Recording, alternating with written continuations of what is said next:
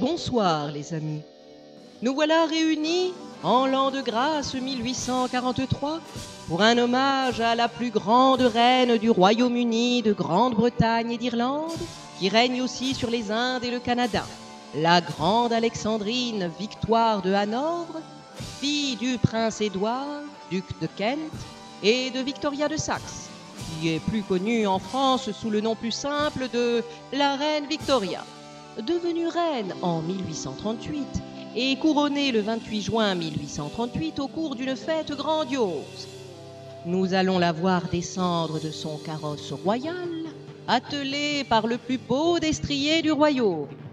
Le carrosse va s'immobiliser à l'entrée du palais de Windsor, permettant à la famille royale d'être ovationnée par la foule pour aller prendre place dans la salle du trône, dans laquelle doit se tenir la cérémonie des hommages aux grands dirigeants d'Europe qui viennent prouver leur allégeance aux Royaumes-Unis et à leur reine, la grande Victoria. Son consort, le prince Albert de Saxe, fils du duc Ernest Ier de Saxe, et qui n'en est pas moins son cousin germain, prince d'un duché allemand. À leur côté, leurs enfants, le prince Édouard VII, la princesse Alice, ainsi que le prince Alfred, qui n'est point de Monaco, né de cette union si féconde. Et voilà que nous découvrons la grande beauté et son teint à nul autre pareil de la grande Drina. Et oui, c'est le petit nom que lui donne sa famille dans l'intimité du château. Sa descente du carrosse, son pas déterminé, nous laisse apparaître sa grande élégance. Et oui, quelle grâce! Sans parler de cette beauté n'appartenant qu'aux reines. Et ce regard si noble, celui d'une grande reine. La voilà installée sur son trône. Le prince Albert, à l'allure beaucoup plus germanique, vient prendre place à ses côtés. Heureux époux de cette jeune et belle reine.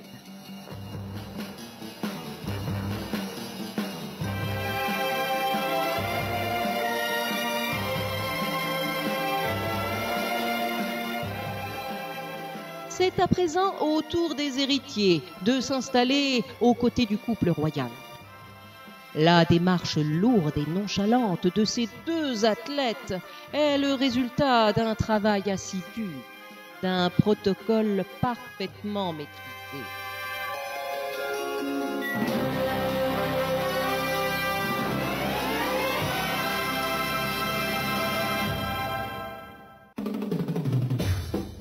L'entrée des invités va avoir lieu dès que la famille royale sera mise en place.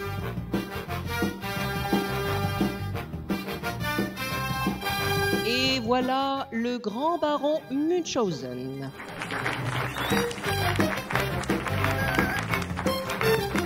Suivi par le duc de Dalmatie.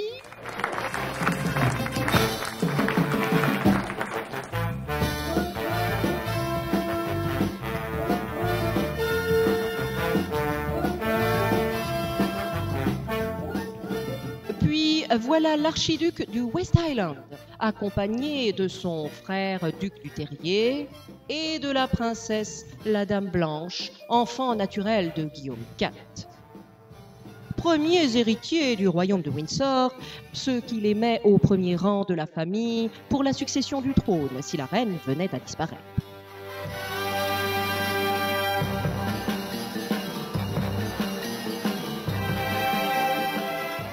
Et voici le cousin Charles d'Angleterre, surnommé The King, vu sa notoriété de grand financier, expert à la bourse, responsable du trésor de la couronne et membre prestigieux du Reform Club.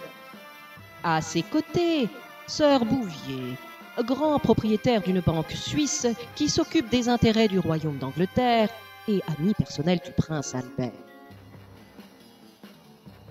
Et c'est ainsi que cette cérémonie publique prend fin, pour se poursuivre à huis clos à l'occasion d'un grand banquet.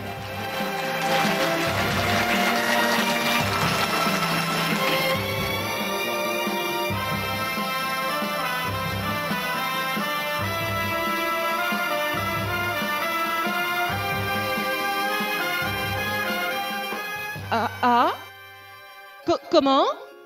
Aurions-nous oublié quelqu'un? Une duchesse? Le tsar? Un héritier? Oh non! On nous informe qu'il s'agit du service de nettoyage de la grande reine Victoria.